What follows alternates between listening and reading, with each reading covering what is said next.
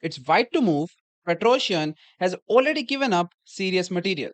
Black has just captured on f7, and now white has one of the coldest queen sacrifices in World Championship history. At first, idea looks impossible. Most players would never even consider it because it looks like black can simply take the queen. So keep this position in mind. Now let's go back to move 1 and see how this attack was built. Hello everyone, welcome back to Queen Sacrifice Legends episode 23. I'm Aniket, an Arena International Master. Today's game is Tigran Petrosian versus Boris Spassky, played in Moscow during the 1966 World Championship match. Petrosian was a reigning world champion, famous for his defensive genius, deep positional understanding, and exchange sacrifices. Spassky was one of the strongest players in the world, known for his universal style and powerful attacking play. And that's what makes this game so interesting. Petrosian was not usually seen as a wild attacking player like Tal, but in this game, he sacrifices material again and again, then finishes with a queen sacrifice. If you enjoy classical attacking games and queen sacrifices, subscribe. Now let's start from move 1. The game starts as a king's Indian defense, and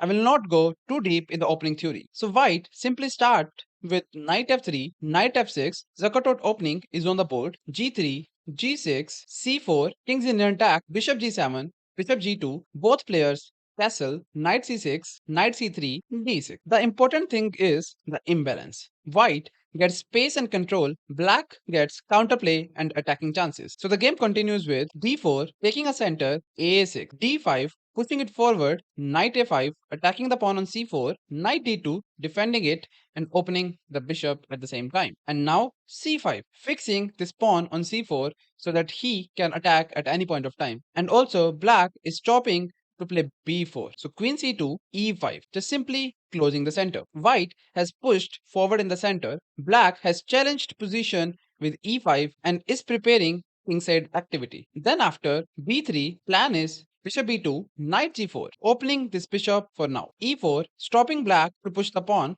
but now black played f5, challenging the center right away. ef5, gf5. We already see the story. White wants to restrict black's pieces and control the board. Black wants activity, pressure, and tactical chances. But here is the important part. Black's activity looks dangerous, but it also creates weaknesses around the king. The more black pushes, the more squares and lines become available for white later. That's why this game is not just about the final queen sacrifice, but the final queen sacrifice works because the whole position has been prepared. The game continues with knight d1 and now b5, challenging on c4 at the same time. And if white decides to take on b5, then a b5 and the rook will also open. So that is why white played f3, attacking the knight, and Boris did not defend the knight and played e4. And you might be thinking, can we capture the knight? The answer is no, because the rook is hanging. So bishop e2, forcing a trade, and now ef3. He's saying, if you take the bishop, I'll take the bishop this one,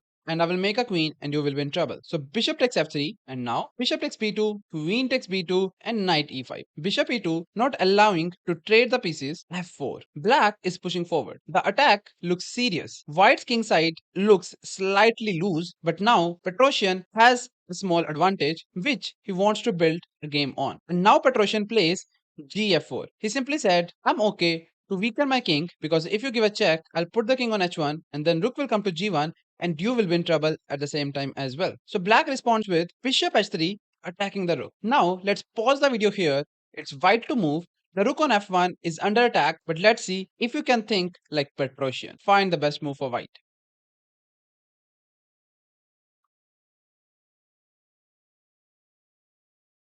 Most players would move the rook. That feels safe, but Petrosian does something much stronger. And Petrosian played knight e3, sacrificing the rook on f1. This is the first big movement of the game. Petrosian is saying, you can take my rook, but your pieces will lose coordination. Black plays bishop takes f1 and white recaptures with rook takes f1. White has given up the exchange, but look at what he gets in return. His rook become active, his queen stays active on b2, his knight is heading toward strong squares, and black's king is not fully safe. This is the first sign that Petrosian is not playing a normal material game. He's playing for piece activity and piece safety. So this knight was attacked and he played knight g6 and now bishop g4. Petrosian is activating his pieces one by one. This move is very important. White's bishop enters the attack and puts pressure on black's position. Black now makes a serious mistake and he played knight takes f4, which is simply a blunder. Black grabs another pawn, but this is the wrong kind of greed. The knight on f4 becomes a tactical target and Petrosian immediately strikes with rook takes f4, sacrificing the second rook in one game. Another exchange sacrifice. And now you know why Petrosian was famous for exchange sacrifice. But again, this is not random. Petrosian is pulling black's pieces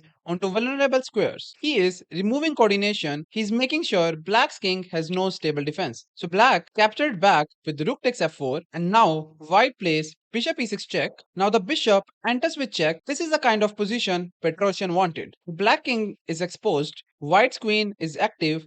White's knight is ready to jump. Black's defender are not coordinated. And if you see, black king is definitely not safe. So Spassky decided to give some material back and played rook f7, allowing that self-pin. But Petrosian is not interested to win the rook, but he played knight e4. White brings the knight closer. Black tries counterplay and played queen h4, hoping to win the knight or some type of perpetual which might he have and win the game. But Petrosian keeps going and played knight d6. And he's saying the rook is attacked twice and I am gonna get my material back now. This knight becomes a key attacking piece. It attacks important squares, it supports the final tactic. And most importantly, it creates the mating pattern that appears at the end. Black tries queen g5 check, but now king h1 and this king is absolutely safe. And yes, he's also allowing for black to capture the knight. But if he did, he lost immediately after bishop takes f7 check, king f8, queen h8 check, king e7 and there is a knight f5 check and black just lost a queen. So that is why he can't take the knight on e3. And now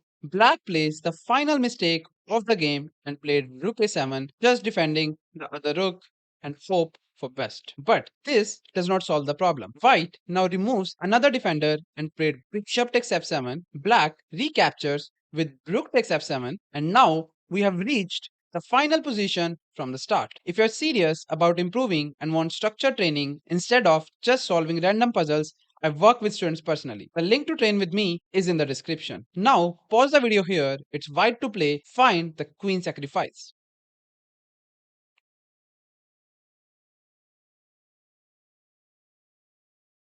Let's first understand the material situation. White has already given up serious material. The rook is gone. This does not look like a normal winning attack. But Petrosian is not playing for material anymore. He is playing for forcing moves against the king. Most players would look for a normal check. Maybe they would try to continue slowly. But Petrosian finishes immediately and played queen h8 check. This is the queen sacrifice. At first, this looks insane. White puts the queen right beside the black king. But the point is completely forcing. And in this position, black resigned the game. What's the point? If black takes the queen with king takes h8, now white will continue the game with knight takes f7, which comes with check, and wherever the king moves, he's gonna win the queen as well. And now in this endgame, white got two knights and black got only one knight and white is also having a pass pawn, so white is completely winning. So that is why after queen h8 black resigned the game. That's the beauty of this combination. So that was Tigran Petrosian versus Boris Spassky from World Championship match 1966. If you enjoyed this episode, subscribe for the next queen sacrifice legend and comment below, would you have found queen h8 check in this position? I will see you in the next one.